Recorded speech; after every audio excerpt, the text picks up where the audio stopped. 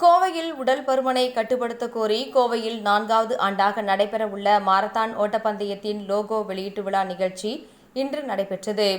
இதனை கோவை மாநகர ஆணையர் பாலகிருஷ்ணன் வெளியிட்டார்.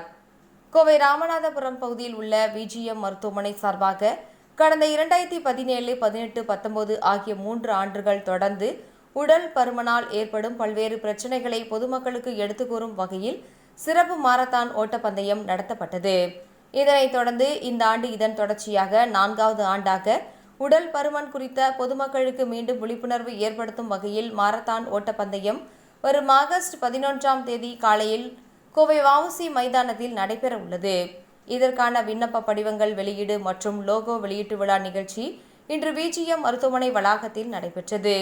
இதனை சிறப்பு விருந்தினராக கலந்து கொண்ட கோவை மாநகர காவல் ஆணையர் பாலகிருஷ்ணன் குத்துவிளக்கு ஏற்றி வைத்ததுடன் ரிப்பன் வெட்டி இதற்கான லோகோவை வெளியிட்டார்.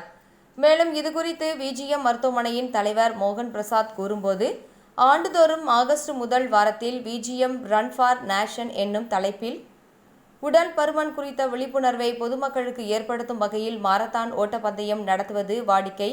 இதன் 4வது ஆண்டான இந்த ஆண்டு ஆகஸ்ட் மாதம் 11ஆம் தேதி நடத்த திட்டமிட்டுள்ளதாகவும் இதில் சுமார் 5000க்கும் மேற்பட்ட பொதுமக்கள் கலந்து கொள்வார்கள் என எதிர்பார்க்கப்படுகிறது என்றார். இந்த போட்டியில் கலந்து கொண்டு வெற்றி பெறுபவர்களுக்கு ரூபாய் 1 லட்சம் பணம், பதக்கம், சீருடை, உணவு உள்ளிட்டவைகள் வழங்கப்படும் என்றார்.